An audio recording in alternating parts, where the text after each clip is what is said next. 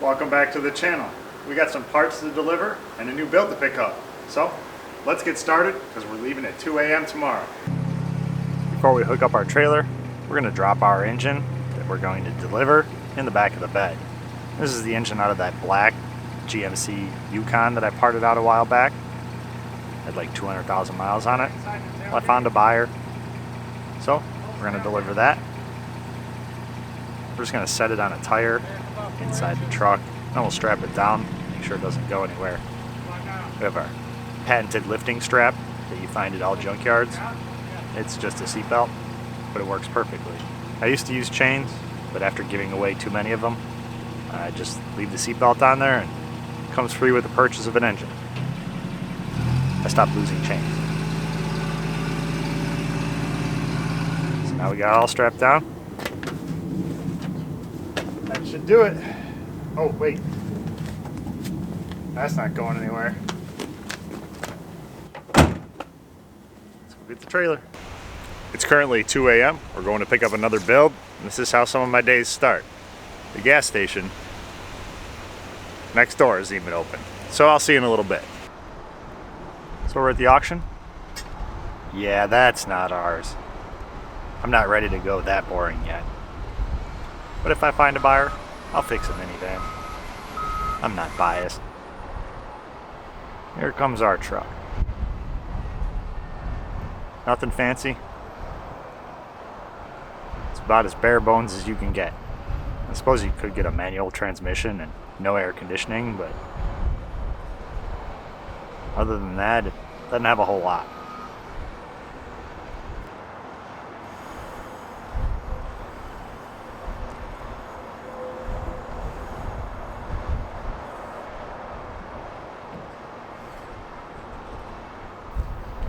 Little struggle with the loader. He's learning.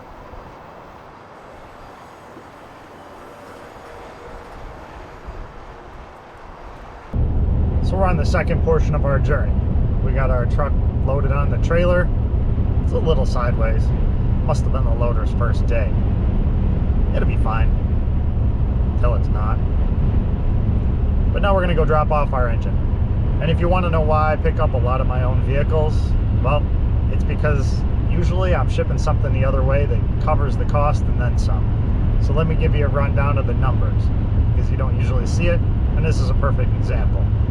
To ship that truck from St. Louis back up to Chicago would be about $250. To ship that engine from Chicago down to about an hour away from St. Louis, where we're headed now, would be $300. So that's $550 worth of shipping. Well, I can load the engine in the back of my truck, drive it down here and pick up my truck and drive it back for less than $100, which means that I make $450 for a day's worth of work. Now it might not sound that great, but it does give me some time away from the shop and a little break. And sometimes I like to stay wherever I'm headed, like Florida. This is just a day trip. There's nothing too exciting in St. Louis. Been here a million times, so we're just gonna head back. So, I'll see you guys after we drop off the engine.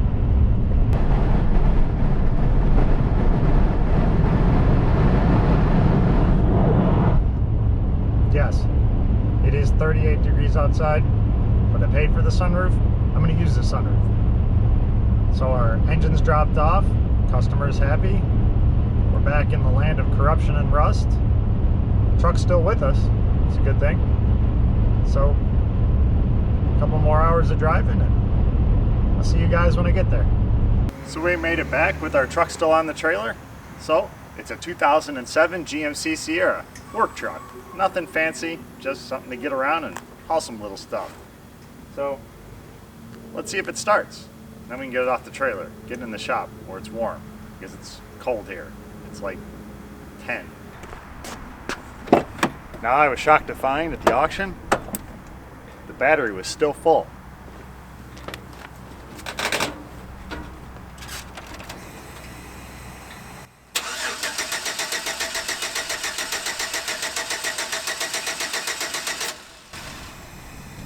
There's never anything I can just drive right off the trailer. I know what you're thinking.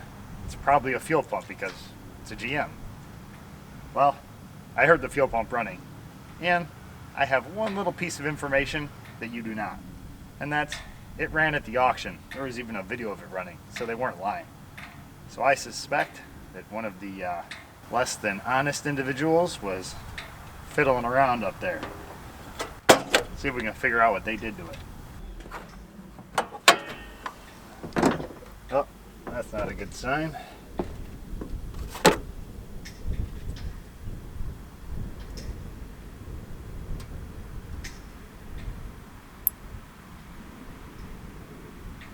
See anything missing?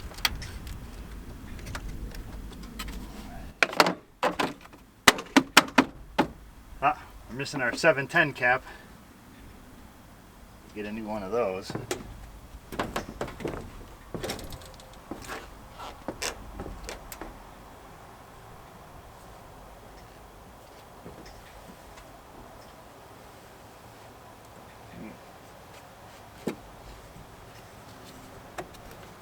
Spark plug wire still on. Oh, I think we got it.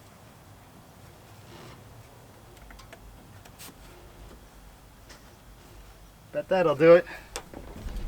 You just unplug the coil. Now if you're wondering why they do that, they make the car not start when other people are there for the preview day and people will bid less on it. They know what's wrong with it, they just plug in the coil and they can drive it home. Maybe, I don't know.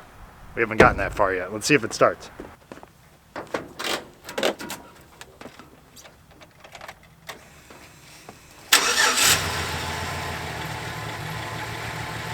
Not bad. Sounds pretty good. So let's get it down to the shop, get it off the trailer and get it inside. It's cold out here. And there's a bunch of lights on. Check engine light. You know it's going to have an evap code.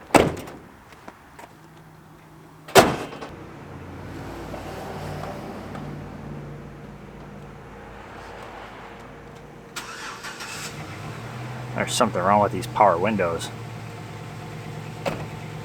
We'll have to look at that. Kids these days won't even know how to work those. I didn't put the stabilizer jacks on the back because, well, it's cold and the springs can handle the cold better than I can. So we're just going to put a little extra stress on them today. Sometimes my equipment suffers because I'm a sissy.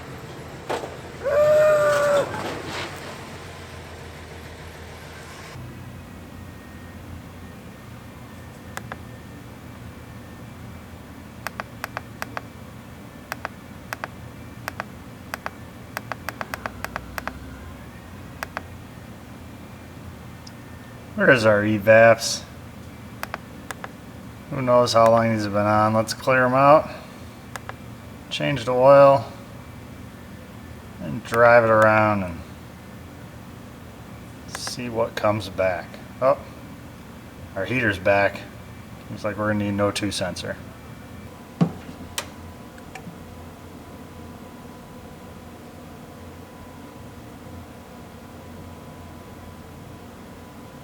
I think I know why the brake light was on. Missing that much fluid. How much you want to bet we got some bad wheel cylinders? That'll fix the brake light.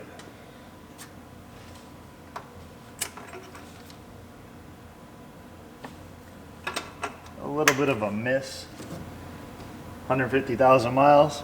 Original plugs, wires. I think it's going to need a tune-up. We'll start there.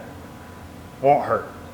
This truck, even though it doesn't have a lot of options, it has one really rare one, and that is rockers. I think that's what these are called. No one in the Midwest has ever seen them before on a GM truck. They're actually pretty solid. They're not a mirage. They really are there. So, not too bad. You know, we'd call this rust-free.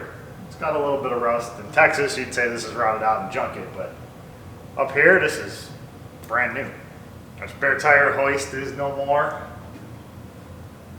I'm not sure.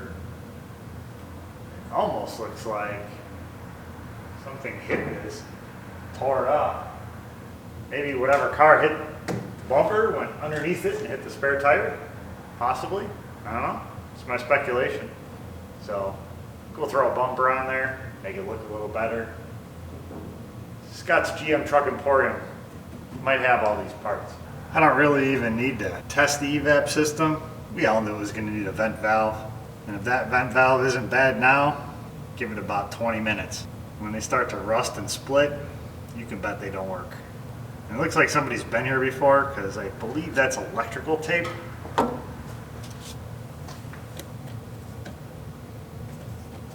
don't know. I don't like it, so we're going to fix that. So we'll start with something we usually do at the end. We're going to change the oil. See just how bad it is and if it's the original oil. Looks like it could be. That's definitely not the original filter, so maybe it had one oil change. We'll probably end up changing it again. Give it a nice oil flush. Drop the filter out of there. Put our oil plug back in. We'll just tighten this one with a wrench since we're probably going to change it again. We don't want to be mean to the next guy that's clearly going to be us. And we're going to dust off the new old stock filter. CarQuest. When's the last time you saw one of those? Yeah, I know there's a couple stores still left.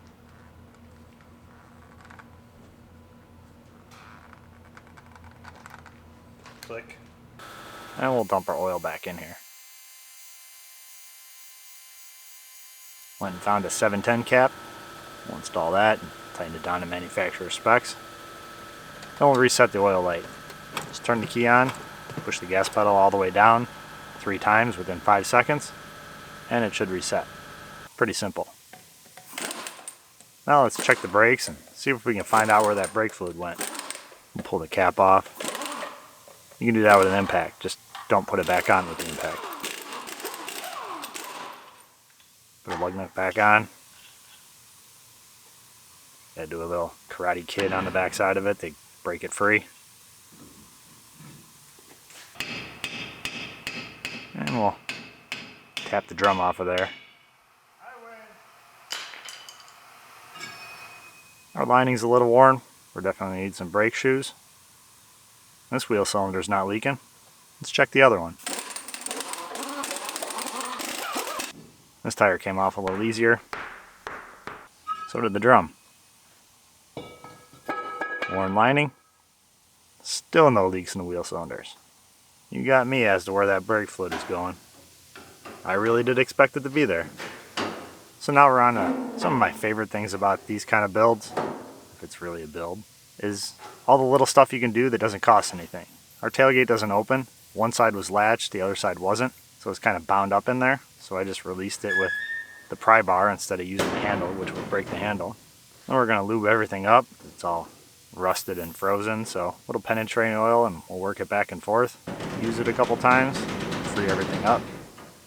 Costs nothing, takes a few minutes, but now we have a working tailgate. So now we're on to our canister vent valve. This is actually heat shrink tubing. I thought it was electrical tape. I tried to do it right, but they didn't get it right. A hose and hose clamp will work just fine.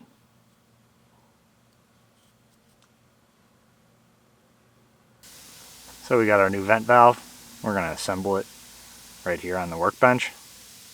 Put a little piece of hose on there. A piece of hose on the other side. We'll put our filter on there. Tighten everything up. And the assembly is ready to go back in the truck. So there's your vent valve. When they're rusted like that, starting to crack, you can pretty much be sure they're not good. This one didn't click when I actuated it, so pretty much verified it. That will give you your large leak. Kind of almost assume that if I buy one of these generation trucks, I'm going to be installing a vent valve. So we'll slide it into its little clip. We'll put the hose in, tighten up the clamp, plug it in. It's done. We're not even going to bother running the filter up to the front because it'll go bad before the dirt ever makes it go bad. Now we can start our tune-up. We'll pull off the air intake tube. We're going to take everything. Air cleaner housing. Take it all off as an assembly. Pull all the clips off for our spark plug wires. And start wiggling the spark plug wires off. And pull our coil wire off. We'll unscrew our distributor cap.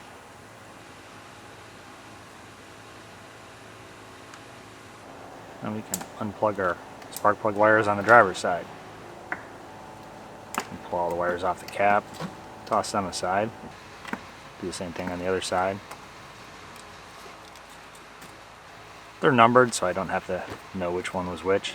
I can compare them all later. Now we got our cap out. We're going to unscrew our rotor. I can't remember the last time I had to do a cap and a rotor on anything. It's been a minute. Used to do a lot of these. So now we'll install our new rotor. Screw it down. These things were always good for damp weather, going out. Get a nice damp day, I'd be putting 5 or 6 of these in different trucks to get them started.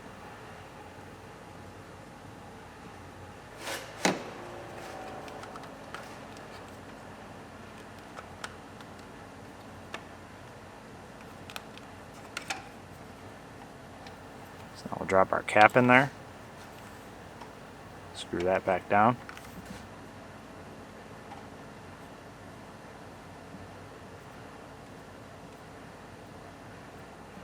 Now we'll go adjust the points.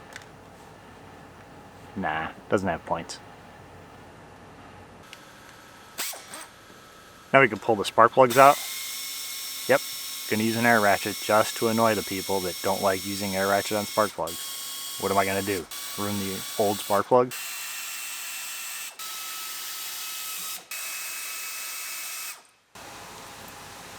So we'll start the new spark plugs.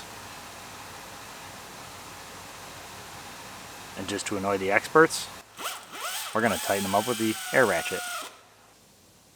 Just run them in. Not all the way tight. I know, a lot of people say you can break them, but you know how many spark plugs I've installed? You know how much time this has saved me? If I break 1 or 2 in the lifetime of me installing spark plugs, I'm still ahead. Haven't broke one yet, by the way. But I do work with a bunch of guys that get annoyed when I do this. As you can see, it hasn't stopped me at all.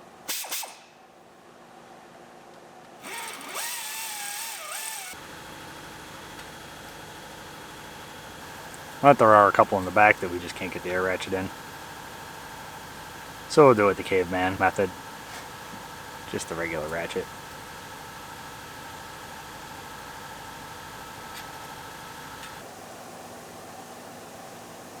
I did lose 2 of the spark plugs down in Narnia.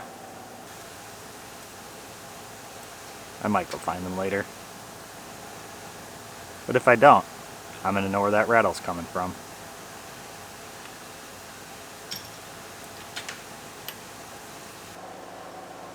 So now we can start routing the spark plug wires. Start with the coil wire, since it's the easiest to figure out which one it is. Then there's 2 with straight boots. Those are easy to figure out, so put those on. And then we'll install the other ones according to their length. It's really not that difficult. But individual coils are way better. Kind of don't miss distributors.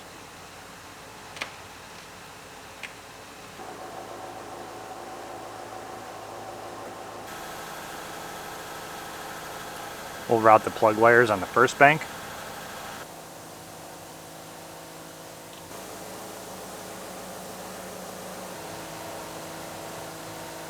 Put a little dielectric grease in there. For some reason the YouTube experts don't like that, but I've been using it for years, so I'm going to continue.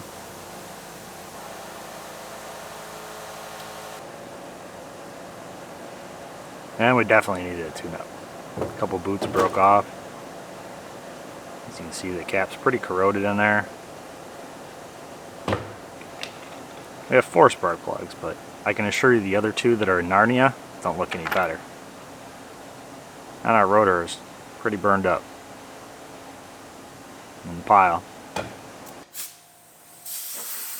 We'll blow out the airbox. Hey, he's cleaning things. What channel am I on? Relax. Not like I'm scrubbing it. Just blowing all the loose dirt out of it.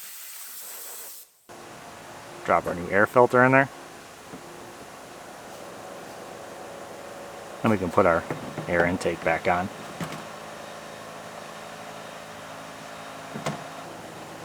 Clip it in. Put our little thumb screw on there.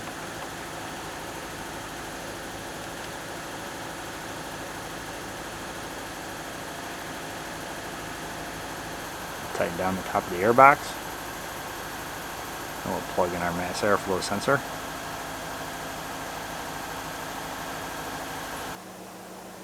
And we'll plug in our breather on the back of the air tube.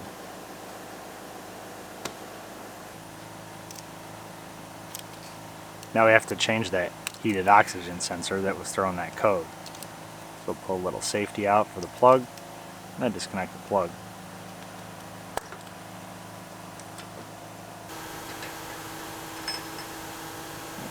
Weasel our little crow's foot on here. Break it loose. It'd be a lot easier to get to this if you guys weren't in my way, but you probably wanted to see what I was doing, so this is the best place to put you. So it actually broke loose and coming out by hand, so we're just gonna take the ratchet off and unscrew it by hand. You know the truck can't be that rusty. Up here in Illinois, that would never happen. Look at that, threads. Never seen those on an oxygen sensor in Illinois. Put a little lever sees on there. Screw it back in. Make it easier on the next guy.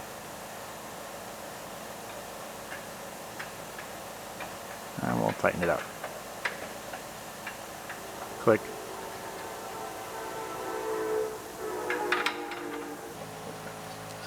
Plug the sensor back in. And put the little safety back in. Don't want the oxygen sensor accidentally coming unplugged. That would be horrible.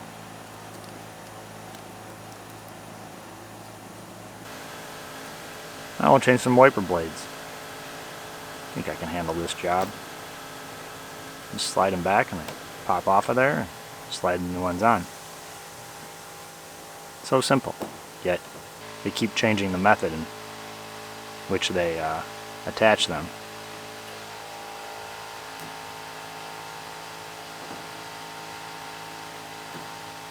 So we'll check it, make sure it works.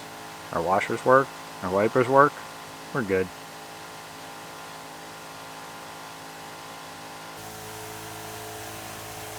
And if you want to know what the inside of the truck looked like, it's a little dirty.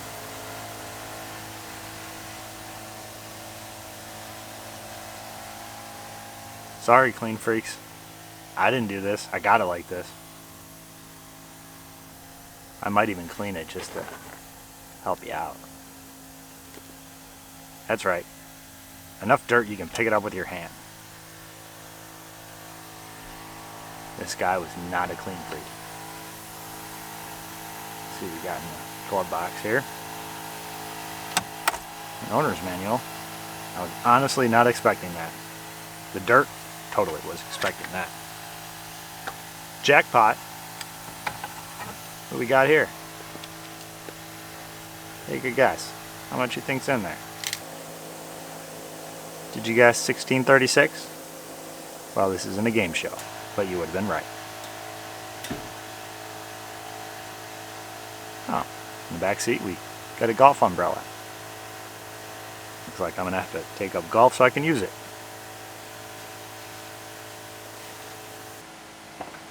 So, our truck's a 3-door. It's supposed to be a 4-door. Well, first we'll give it a wiggle. A lot of times on the bottom of these, the bottom latches rust up and they won't unlatch. I wiggled on it for a while, wouldn't come out. So we're gonna have to try a different method. Somebody's been here before.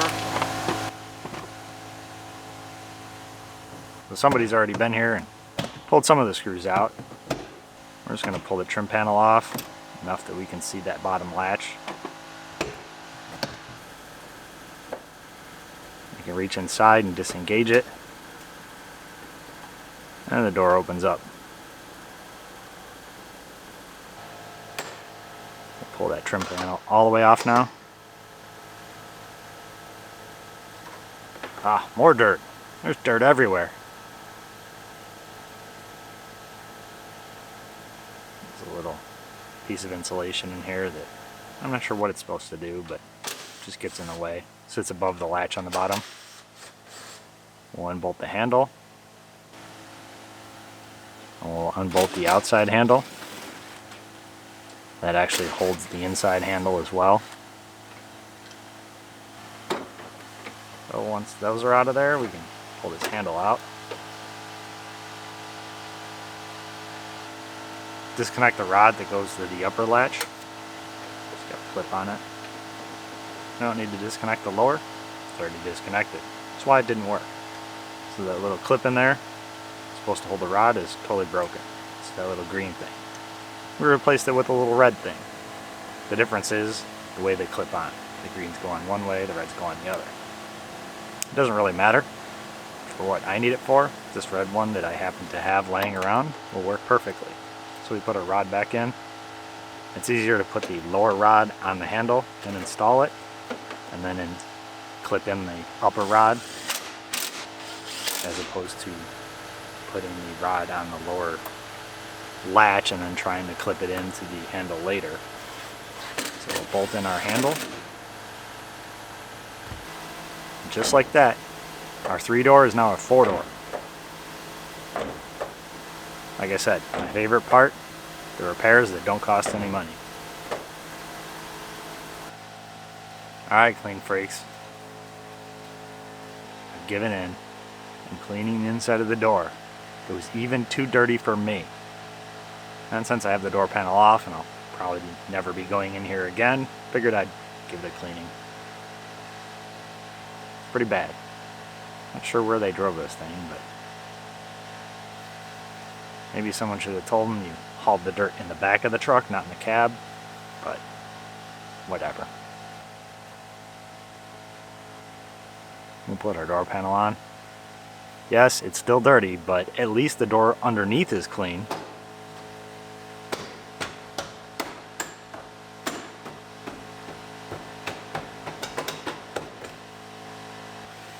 Put our bolts back in it. Put a cover back around our handle. Use our belt molding installation tool. And we'll make sure everything still works. So now we're going to change our rear bumper. We'll unplug the harness for the bumper from the little junction box. And we'll unbolt the bumper. Couple bolts on the side. This one you don't need a socket for. You just pull the head off.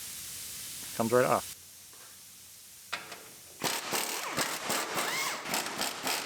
We'll unbolt the bracket on the other side. Then we'll knock the studs out. This side's a little tweaked, so we're going to unbolt the bracket on the bumper side. That'll slide out of the frame a little bit easier. Took some of the tension off so we can get that little stud bracket out. We'll do a little wiggling. You're actually supposed to lift the bed up to get the bumper on as an assembly. Since I loosened up the brackets, I can get it off of here. Now we'll get our spare tire hoist off. We'll pull the plastic tube off. Just a couple clips in there you push in and slide the tube out. There's just one bolt that holds it in. And the other side slips over the frame. So just slide it back off and toss it in the pile. Now we can unbolt our box from our frame. We're going to have to lift it up. So there's 8 bolts. we're going to take off the back 6. We'll leave the front 2 on. That'll keep the bed from moving. Then we can raise it up, put our bumper on, and then lower it back down and not have to worry about realigning anything. So we're going to unbolt this junction box from the back of the frame. We need to do a little frame work, and that's going to be in our way.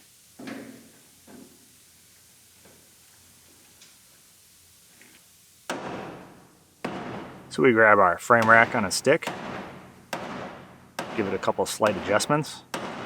A little from the bottom, a little from the side.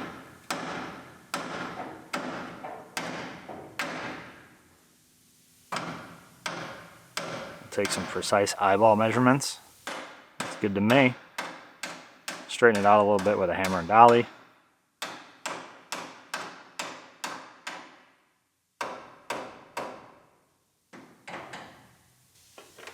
And now we're going to switch over some of the brackets to our new bumper. Scott's GM Truck Emporium had a bumper, but it was missing a few brackets. So we're going to have to reuse some of the old ones. We'll put this outside bracket in. Not going to tighten it up. We'll tighten it up when it's on the truck.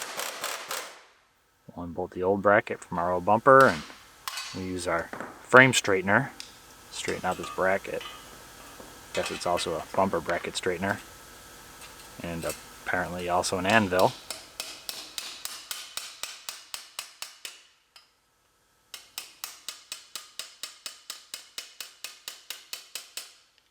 So according to my manufacturer's specs, looks straight to me. Let's go throw it back in. So there's a bolt. It's a carriage bolt. We're sliding that in. In order to get that out, you have to take that plastic off of there. So we got to slide it over the bolt. And the bottom one just slides in there. We'll snug these up, not tighten them up. And this bumper bracket, that head of the bolt, we need to get the rest of the bolt out. So we'll put a pair of vice grips on there and wiggle it till it's loose and spin the bolt out of there. It never works this easy. I swear there's no camera tricks. It really was this easy. I'm as shocked as you are.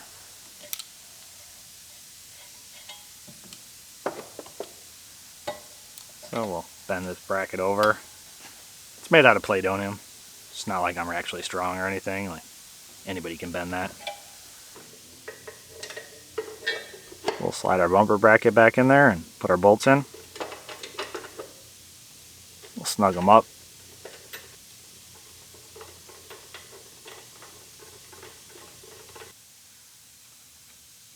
We can put our junction block back in there. Screw it in. We're done with our framework. And now we're going to let the lift down. We have a stand under there that'll raise the bed up. That'll allow us to slide those bumper brackets in there. One bracket goes on the outside of the frame, one goes on the inside. And they're both taller than the bottom of the bed, because some engineer thought it would be a good idea to do it that way. So we'll slide it in there, and we can lift the truck up and the bed falls back down. And we can put our bolts back in for the bed. Put some never sees on it. We'll make it easier for the next guy. Of course, he's going to pull the back 6 off and they're going to come right off, and then the front 2 I never took out are going to be rusty as heck, and he's going to have a bad day, but I'll give him some hope at the beginning. Now we can tighten them all down.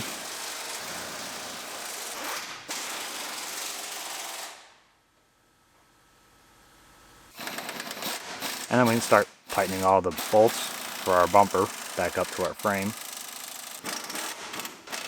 We'll tighten up the bolts on both sides, bumper side and frame side. We got a stand holding our bumper where we want it. Get all of our gaps right. There is quite a bit of adjustment. That's why I didn't have to be super precise with the frame straightener. Tighten everything up. Plug in our harness for our bumper, because this thing is an antique, is basically just the license plate lights. No cameras or parking sensors or any fancy stuff like that on this thing. We can put our spare tire hanger in there. just slips over the frame, and one bolt on the other side. And slide the plastic tube in there, snap it in.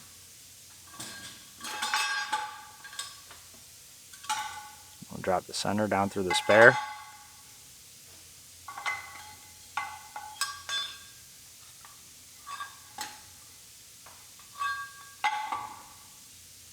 And we'll crank our spare up there.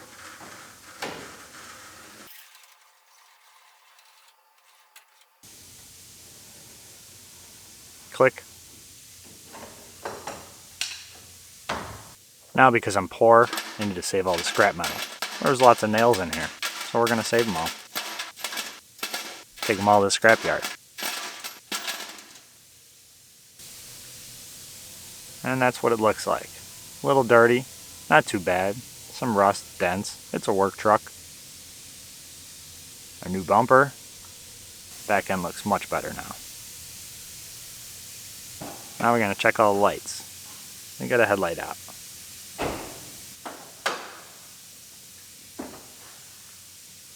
Give it a couple taps and see if we can fix it.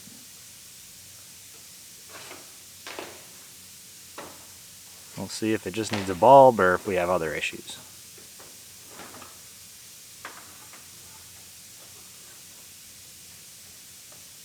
Probably just a bulb, but you want to verify anyway.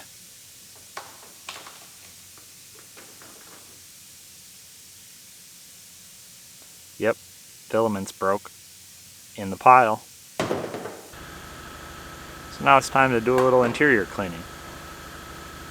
Take this floor mat out and toss that right in the garbage. And then we'll shovel out some of the dirt. How many automotive details do you know that begin with a shovel? So we'll get as much of this dirt out as we can so we don't have to vacuum it up. Then we'll turn it over to the detailing gnome.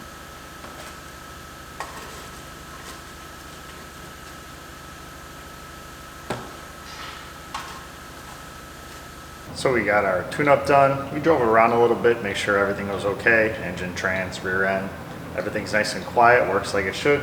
We spend a little money doing some other stuff to make it a little bit nicer.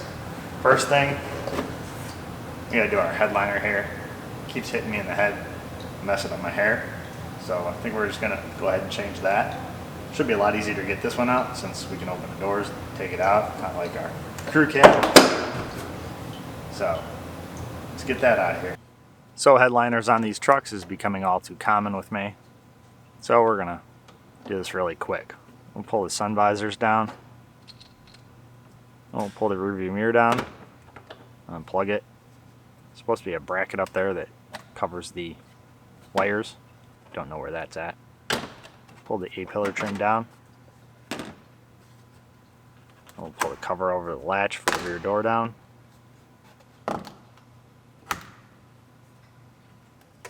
Pull the cover on the other side down.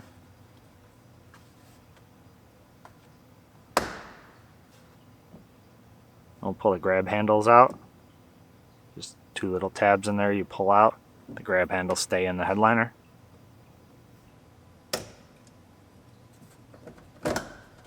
Now we can pull the A-pillar trim out. A lot of people are amazed that I didn't break it.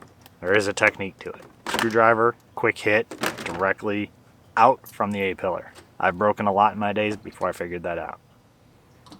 Now we can disconnect our wiring harness. It runs down the A-pillar and back behind the dash. Goes into a junction box underneath.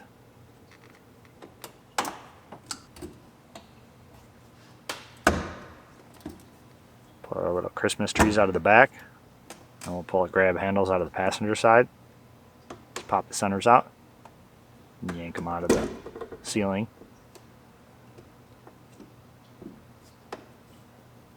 And the headliner falls down. We'll disconnect our third brake light back there.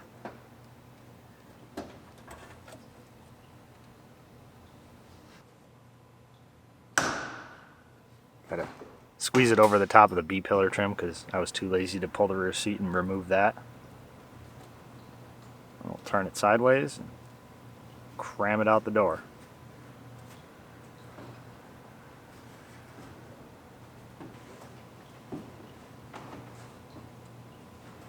thought it'd be easier, but the headliner's not fit through that door opening any better than the other one.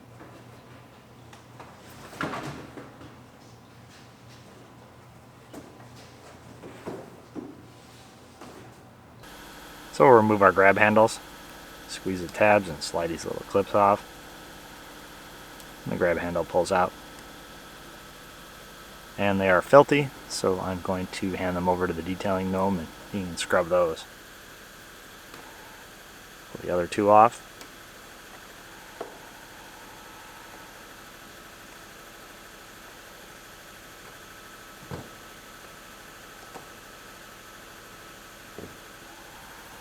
Unplug our dome light, flip it over and pop the cover off, and that pretty much pulls the dome light out. And there's our nasty headliner. Clean freaks would be so happy. I'm not even cleaning it. I'm just throwing it out and putting in fresh, clean parts. I could probably have re-glued it, but I don't like the way they glue these to the edges. I like folding the edges over so the air doesn't get in there and peel the new piece back. So that's what we're going to do when we fix it. We'll peel the old one off. So now to get all the backing off of here, we'll just use a wire brush, or in this case the assault wire brush. Just kind of glide it over the top. You don't want to be too aggressive, it'll actually cut into the backing, the cardboard, fiberboard, whatever it is.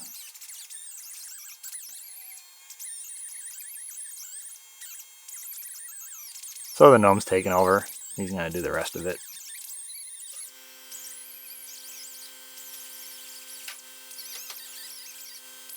So once all that's off, we'll blow all the remnants off of there. And we can start gluing our new one on. Spray a little glue on the backside. We're going to make a couple passes over there, coating both sides, the fabric and the backing.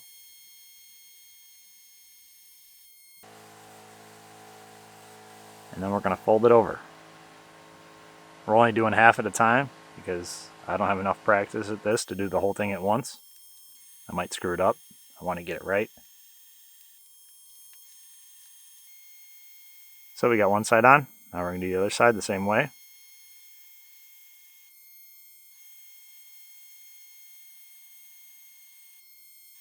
Push it all in there, starting from the center and working your way to the outsides.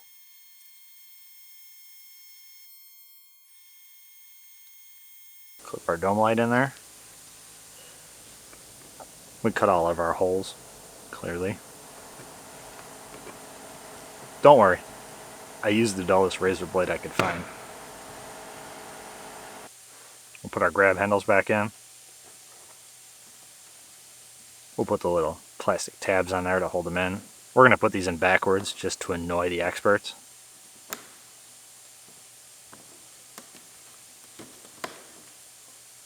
Honestly, it doesn't matter which way they go in.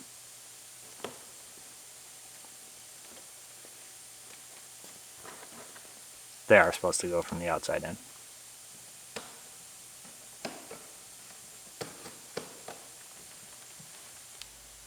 Put the one on the other side. Still bothering you that I put that other one in backwards, huh? Don't worry, I fixed it. I learned my lesson. I did not forget my brake job hammer. Makes this super easy. Do our front brake job, and we'll grease it. Probably the first and last time it'll ever be greased.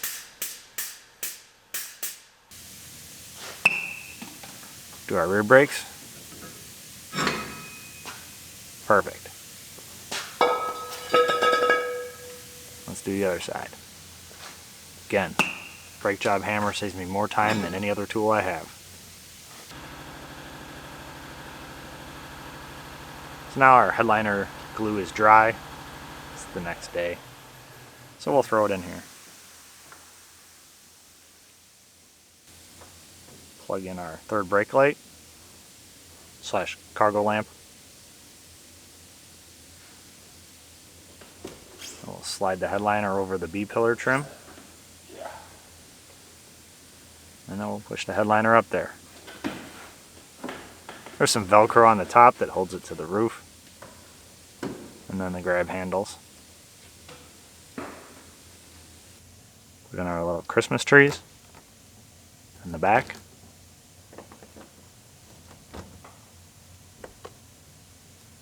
Install our B-pillar trim. Push the little tabs and the grab handles in. Then we can put our covers on for our latches.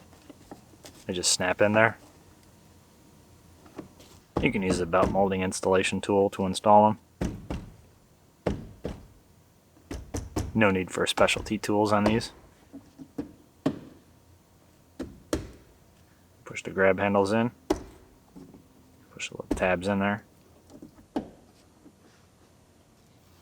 I'll put this cover on the latch. Striker. You got the latches in the door, that's actually the striker. We'll route the wiring harness down our A-pillar. Stuff our A-pillar trim back in there. Snap it in. Then we'll route it down behind the dash. Of course it goes under another harness. Over the hill and through the woods. Back to the junction box we go. Plug that in. And we'll put a little cover back on it.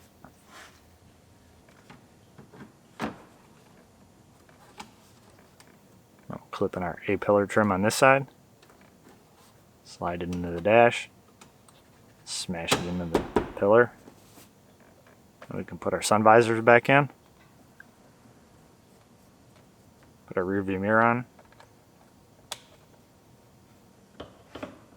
Screw it in. And the gnome found the cover for the wires. It was actually under the seat, so we're going to install that. It clips into the top of the mirror, and then you kind of push it up. It extends, it has little teeth in it. And 2 tabs sit up above the headliner. And we can put our sun visor in the driver's side. So after we got the interior cleaned up and got rid of all the dirt smell, we had a new smell, and it was antifreeze inside the cab. Well, that can only be one thing, the heater core. So we had to change the heater core. Now that's a video all on its own, and if you click the link up there, it'll take you to that video. Or I'll put a link in the description so you can go back to it later after the end of this video. Let's check the rest of the stuff off our list and get this thing done. So our front door speakers don't work at all. We're going to need to replace them. We're going to pull off these power window switches. Unbolt the rest of the door panel. Pull the bezel off behind the handle. Pull the lock switch off and screw behind it. And the door panel lifts off.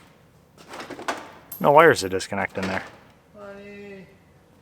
We'll change out our speaker after we pick up our money. So now that our new speakers work, we can enjoy the annoying sound of the dinger. Yay. Nothing fancy, just something to make noise.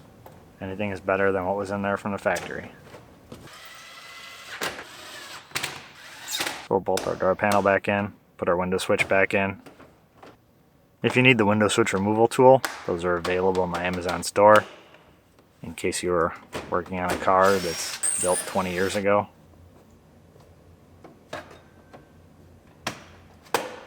We'll unbolt the door panel, pull it off. Actually lift it up and then pull it off.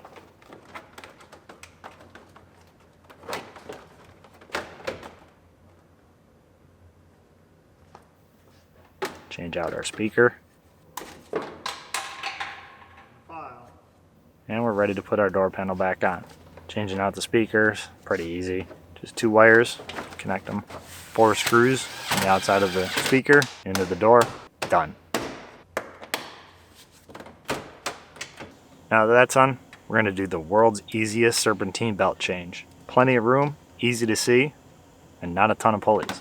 Just loosen up the tensioner, pull the belt off of there. It's so easy that you can actually see it on camera. File.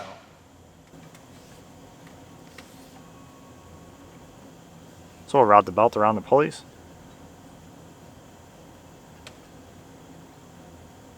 Pull it off the this idler pulley. Then we'll pull the tensioner up, slide it back under the idler pulley.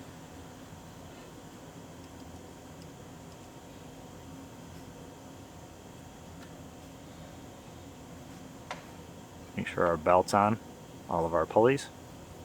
And we're done.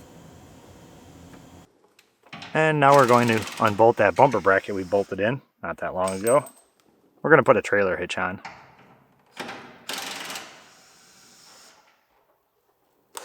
There's a lot of redoing stuff I had already done. Pulling the A-pillar trim out, bolting bumper brackets in. So we'll drop the studs with blocks through the frame. They sit up on top of the frame. Drop those in there. We'll wheel our hitch over here. We'll use our hitch installation tool. Start the nuts on the bottom of those studs we just put in there.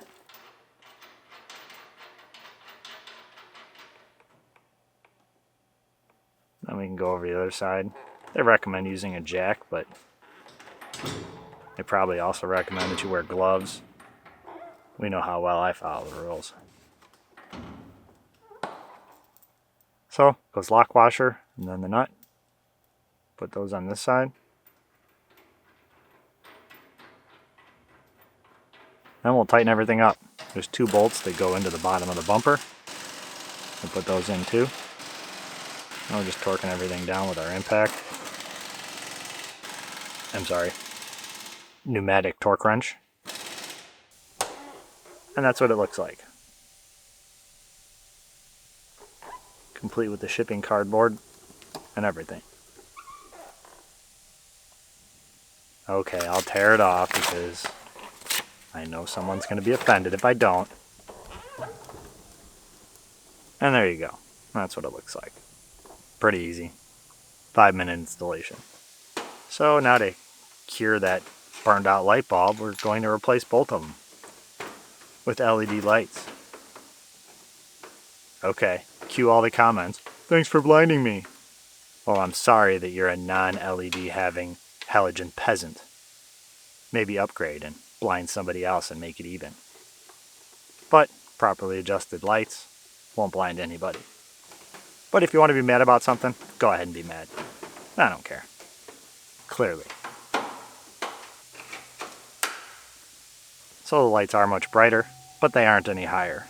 Actually, this one's a little higher. We'll adjust it later, though.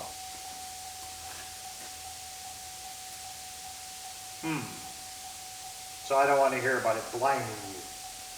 Yes, they're brighter. They're no higher than the high beams.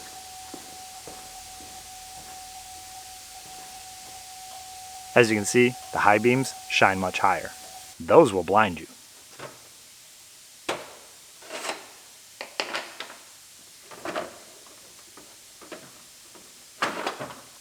So we'll put our LED light on this side, replace that other bulb that was actually bad. These are pretty easy, nothing to cut, customize. Just unscrew the old bulb, screw the new one in, plug it in, drop the lights in, put the little pins in, and you're done. Now we're going to lower this driver's side so it matches the passenger side so they're aimed correctly. But the YouTube experts will still complain, and I still won't care. Now we're going to install a wiring harness for our trailer hitch. The factory is nice and gives us all our wiring. So we're going ahead and plugging it in. Now this harness is meant to go between the 7-pin connector. So we're going to snap it in there. We don't have a 7-pin connector, so we're just going to put the little cap on that we had taken off. We'll put a little dielectric grease in here first, so that if we ever do decide to put a plug in here, it won't be all corroded, in case they want that connector someday. And we'll tuck it back up here on the frame. There's a couple clips on there we can clip it into. We'll put our little cover on our 4-pin connector. We'll put some dielectric grease on that.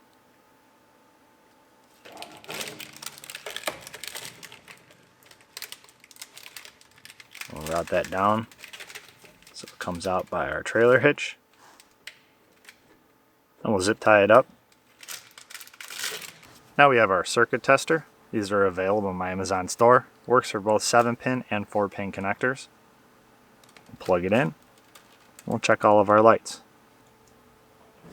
We got our parking lights, left turn signal, right turn signal, and if those work, so do the brake lights. We can't check the backup or the power or anything else because we only have a 4-pin connector, but if you would have flipped it around, we would have been able to check those other lights. So the detailing gnome did his magic. Took him a little while to buff out all the scratches and the oxidation. Wasn't able to get all the scratches and dents out with the buffer, but he tried. It looks pretty good. Not bad for 150,000 miles and what it used to look like when I got it. But there was no real body work to do. It's just some mechanical work and a little bit of labor, normal maintenance stuff that if they had taken care of all along the way would not need to be done. It had brand new tires on the rear and pretty good tires on the front, so I left those alone. I never did find out where all that brake fluid was going. I really did. I was sure it was the wheel cylinders because those are known for leaking. Couldn't find any leaks anywhere else. I even pulled the master cylinder off to see if it was leaking into the booster, and it wasn't. I guess over time, maybe they bled the brakes and didn't refill the system, or opened the bleeders when they pushed the calipers back in and then never topped it off. I have no idea. Technically, it shouldn't escape, but it seems to have. It's the Houdini of brake fluids. So, I put about 500 miles on this thing, I think. Everything is good with it, so it's ready to go. I also did film this part of the video before I put the trailer hitch on. It's not like it fell off.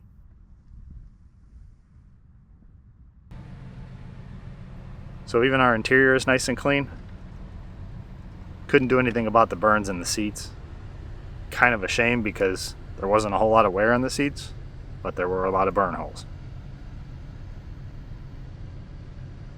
We did have one little oopsie on the headliner, back up at the top and the center and the rear. It kind of got folded over and stuck, and we were going to tear it if we tried to fix it, so we just left it. I'm no headliner expert. I don't claim to be. But it looks 1,000 times better than it did before. So I'm fine with it.